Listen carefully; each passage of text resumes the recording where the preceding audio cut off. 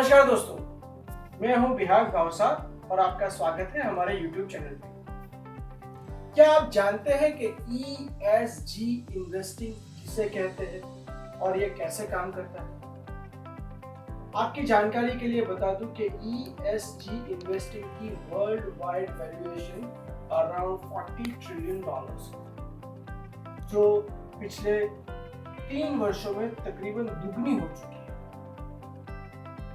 कई सारे alternate investment assets, EMS और mutual funds world wide ESG investing strategy को ऑफर करते हैं। इसी ESG इन्वेस्टमेंट पे आज हम आपके साथ डिटेल में बात करेंगे। दोस्तों, जब हम किसी कंपनी में या किसी स्टॉक में इन्वेस्टमेंट करते हैं तो उसके फाइनेंशियल फैक्टर्स जैसे कि उसकी प्रॉफिटेबिलिटी, अर्निंग्स, उसके कैश फ्लो, उसको तो कंसीडर करते ही करते हैं, लेकिन कुछ नॉन फाइनेंशियल फैक्टर्स भी होते हैं जिसको हम इग्नोर कभी नहीं कर सकते। ESG ऐसे ही नॉन फाइनेंशियल फैक्टर्स के ऊपर फोकस करता है।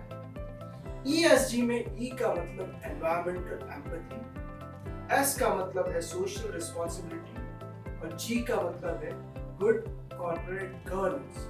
इसको ESG, environment, social and governance, या तो फिर सस्टेनेबल इन्वेस्टिंग के नाम से भी जाना जाता है। इसको ग्रीन इन्वेस्टमेंट भी बोलते हैं। एनवायरमेंटल एम्पैथी मतलब company conservation of energy, water, scarce resources, proper waste management system, pollution control, climate change, ये सब चीजों के ऊपर कितना फोकस करती है और इन सब चीजों के ऊपर कंपनी कितनी सेंसिटिव है, ये सारी चीजें एनवायरमेंटल एम्पैथी में इंक्लूड है। सोशल रिस्पांसिबिलिटी मतलब company labour welfare, gender equality, gender quality, physical and emotional safety at work place, corporate social responsibilities, contributions towards the society, इन सब चीजों के ऊपर कितना ध्यान रख रही है और ये सब एक्टिविटी कैसे कर रही है, ये दिखा जाता है। Good corporate governance. Good corporate governance हर एक कंपनी के लिए बहुत जरूरी होता है। कंपनी अपने सारे रेगुलेटरी कंप्लायंस को प्रॉपर्ली फॉलो करती है, zero tolerance towards the frauds and एक स्ट्रॉन्ग विसल ब्लोअर पॉलिसी को अपनाती है। कंपनी का मैनेजमेंट और प्रमोटर्स हाई एथिक्स स्टैंडर्ड्स के साथ काम करते हैं। एक अच्छा कॉर्पोरेट गवर्नेंस कंपनी में बहुत जरूरी होता है।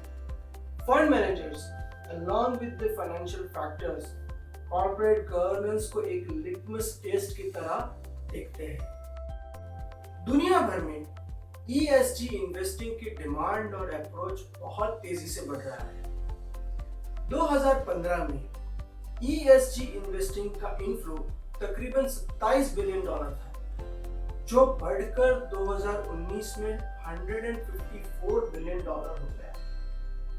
2009 में ESG इन्वेस्टिंग की 1200 से भी कम स्कीम अवेलेबल थी। आज जब हम बात कर रहे हैं तब दुनिया भर में 3000 से ज्यादा स्कीम्स अवेलेबल है। मॉर्निंगस्टार, MSCI जैसी रेटिंग एजेंसी इंडिविजुअल कंपनीज का ESG रेटिंग करती है। इस रेटिंग को ESG स्कोर कहा जाता है। इंडिया में कंपनियों का ESG रेटिंग करवाना कंपलसरी नहीं है, लेकिन ये रेटिंग करवाना कंपनियों के लिए खुद के लिए बेनिफिशियरी है। वर्ल्ड ओवर ESG के प्रति सेंसिटिविटी बढ़ रही है। ऐसी कंपनियों में इन्वेस्ट करने की चाहना भी लोगों में बढ़ रही है और फंड मैनेजर्स भी इन्वेस्टमेंट करते समय कंपनियों के फाइनेंशियल स्कोर्स के साथ साथ ESG स्कोर्स को भी बहुत इंपॉर्टेंस दे रहे हैं। NSE ने निफ्टी 100 ESG इंडेक्स बनाया है, जो ESG फंड के लिए एक बेंचमार्क इंडेक्स है।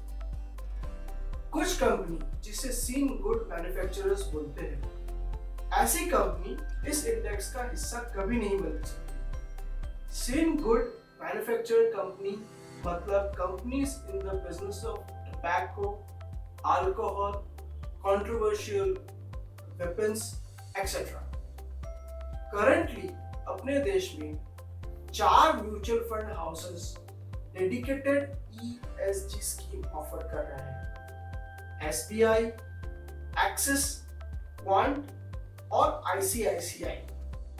दोस्तों, अपने देश में ESG इन्वेस्टिंग एक बिगिनिंग लेवल पे है, लेकिन फिर भी कई कंपनियां ESG स्कोर्स को बहुत इंपॉर्टेंस दे रही है।